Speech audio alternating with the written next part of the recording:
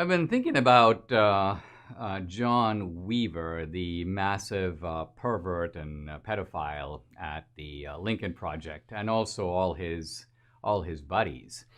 And initially, I thought to myself, man, these revelations must be so crushing and so humiliating and so disgraceful. But then it occurred to me, I had a strange thought, and that is that John Weaver may be thinking to himself, wow, if I only lived in a different time and a different place, I'd be just fine. Not only that, I'd be normal. And all these other people criticizing me, they would be the strange ones. I'm thinking here of the world of ancient Greece, particularly the world of Sparta, the world of the Spartan wrestling pits and all the shenanigans that went on there. Now, this was a subject shrouded in secrecy, kind of the Greek practice that dare not speak its name, you might say. But it was the publication of K.J. Dover's book, Greek Homosexuality, about a generation ago that kicked off a real study into what was going on in ancient Greece, you may say, John Weaver country. So I kind of have this idea of John Weaver getting into a time machine, going back into the world of classical antiquity. And let's see what he would discover when he got there. First of all, he would discover that homosexuality was pervasive in ancient Greece. Apparently, the practice began in one part of Greece, and the Dorians, they were the last tribe to migrate to Greece. It came to the Dorian island, Crete, and then there was a practice in Crete where grown men would kidnap these adolescents and then do what they wanted with them. And then this began to spread. Typically, homosexuality in Greece involved an older man and a younger boy.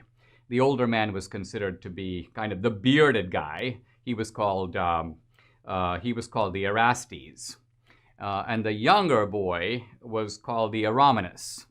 So Greek homosexuality, weirdly enough, was not between, quote, consenting adults. It was not between, let's say, two 30-year-olds. In fact, that was considered perverted. What we would consider gay was considered abnormal in ancient Greece. It had to be an older man and a younger boy.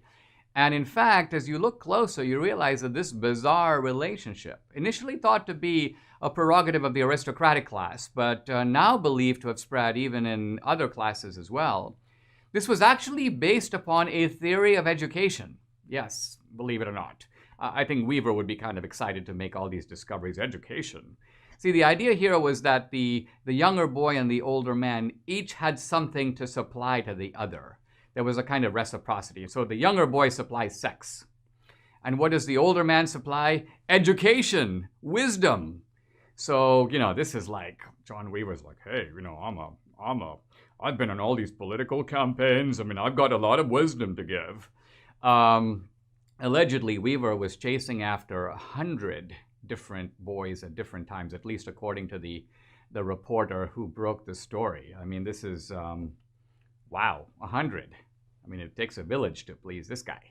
In any event, the pedagogical theory of Greek homosexuality was based on this idea of reciprocity and exchanging, each party supplying something to the other. Interestingly, the boy was not supposed to be sexually gratified. In fact, the word used for the boy was philia. The boy was interested in friendship and maturity, and it was eros on the man's side, so kind of on the John Weaver side. Interestingly, there are Greek poets, Theognis of Megara being one of them, but we also see this in, I have my copy here of Plato's Symposium, and there's a remarkable speech in it by Pausanias. And Pausanias is talking about falling in love with these younger boys. And the remarkable thing is, far from considering it an exploitation of the younger boy, what Pausanias is complaining about in Plato's Symposium is that this arrangement is unfair to the older man. Why? Because these younger boys are just so ruthless, and they use up one man and then they move to another. They abandon the older man, leaving him with his own affections and so on. So remarkably here, this is considered a relationship that is cruel to the older man. Again, I can see Weaver's eyes kind of lighting up at this whole idea. Now, Socrates, of course, will have none of this. He's attracted to younger boys, but he has self-control. He basically says no. And the younger men are attracted to Socrates. Here's Alcibiades in Plato's Symposium talking about Socrates, when I listen to him, my heart beats faster than if I were in a religious frenzy, and tears run down my face, and I observe that numbers of other people have the same experience. He goes, nothing of this kind ever used to happen to me when I listened to Pericles. So Alcibiades was not turned on by Pericles, but he's majorly turned on by Socrates. But Socrates is not going for it.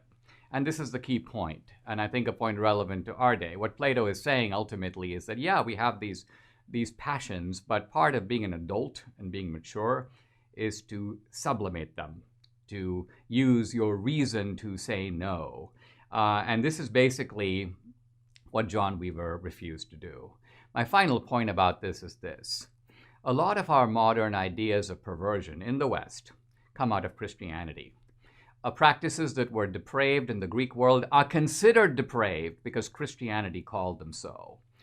It was the philosopher Nietzsche who used the phrase shadows of God to refer to the moral influence of Christianity in the world.